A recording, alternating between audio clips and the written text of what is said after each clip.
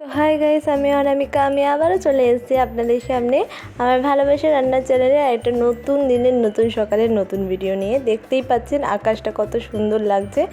আজ হলো গণেশ চতুর্থী। আমি আপনাদের সবাইকে জানাই গণেশ চতুর্থীর বিশেষ শুভেচ্ছা। তো আমি সকাল সকাল উঠেই আমার গনু দাদা এবং গোপাল দাদাকে পুজো দিয়ে দিয়েছি। সেটা হলো একেবারে ইউনিক এবং মুচমুচে একদম নিরামিষ একটি রেসিপি। তো চলুন শুরু করা যাক আজকের রেসিপি।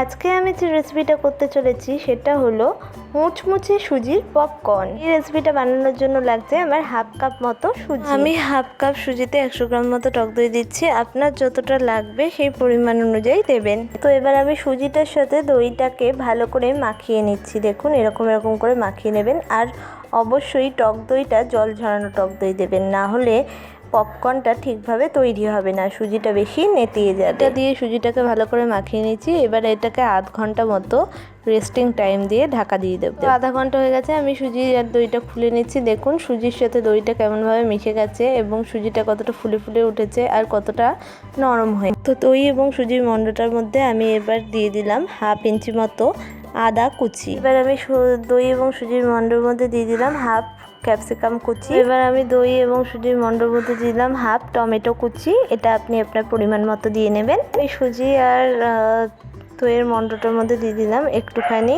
ধনেপাতা কুচি। এবার আমি এর মধ্যে দিয়ে দিলাম কাঁচা লঙ্কা কুচি।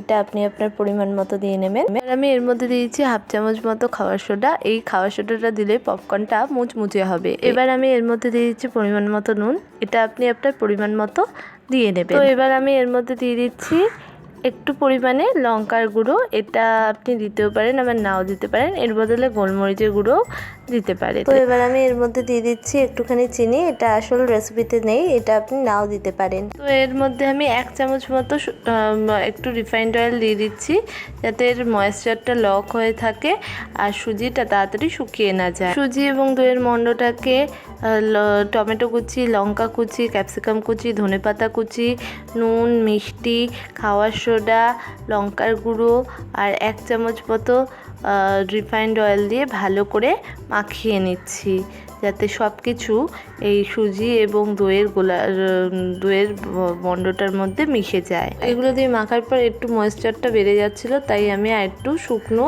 সুজি এর মধ্যে দিয়ে দিলাম। শুকনো সুজিটা দিয়ে দই এবং সুজির মণ্ডটা আরও ভালোভাবে মাখিয়ে নিচ্ছি, যাতে এটা একটু শক্ত হয়। সুজির মণ্ডটা আমার পুরো মাখা হয়ে গেছে সব কিছু দিয়ে। দেখুন এরকম হয়ে গেছে। তো কড়াইতে আমি গরম বসিয়ে দিয়েছি, তাতে হাফ কাপ মতো সর্ষের তেল দিয়ে দিলাম। আর এই সর্ষের তেলের জায়গায় আপনি যে কোনো তেলই ব্যবহার করতে পারেন ভাজার জন্য। এবার আমি সুজি এবং দইয়ের মণ্ডটা দিয়ে এরকম ছোট্ট আকারে, যেরকম পপকর্ন হয় চিকেন পপকর্ন, সেরকম ছোট্ট আকারে গোল করে পপকর্নের মতো গড়ে নিচ্ছি। দেখুন এরকমভাবে। তো এরকমভাবে আপনাদের করে নিতে হবে। তেল আমাদের গরম হয়ে গেছে। এবার আমি ছোট্ট গোল করা সুজির পপকর্নগুলো তেলের মধ্যে ছেড়ে দিচ্ছি। এইভাবে দেখুন এক করে এরকম করে তেলের মধ্যে ছেড়ে দিতে হবে পপকর্নগুলোকে। তো পপকর্নগুলো আমি সমস্তটা তেলের মধ্যে ছেড়ে দিয়েছি। এগুলোকে ভালো করে ভেজে নিয়ে আপনাদের কাছে ফিরে আসি। তো সুজির পপকর্নগুলো একটা পিঠ ভালো করে গোল্ডেন ব্রাউন হয়ে গেছে। তো আমি এক করে এবার পপকর্নগুলো অপর পিঠটা উল্টে নিচ্ছি। দেখুন এইভাবে করে অপর পিঠটাও আপনাকে উল্টে নিতে হবে, যাতে পপকর্নগুলো ভেঙে না যায়, এমনভাবেই উল্টাতে। এগুলো গোল্ডেন ব্রাউন করে ভাজা হয়ে গেছে। তো এবার আমি এগুলোকে তুলে সার্ভ করে নিয়ে আপনাদের কাছে ফেরত আসছি। তৈরি এবং সার্ভ হয়ে গেছে আমাদের আজকের রেসিপি সুজির পপকর্ন। তো তৈরি হয়ে গেছে সুজির পপকর্ন। এবার আমি টেস্ট করে দেখছি এটা কতটা ভালো হয়েছে।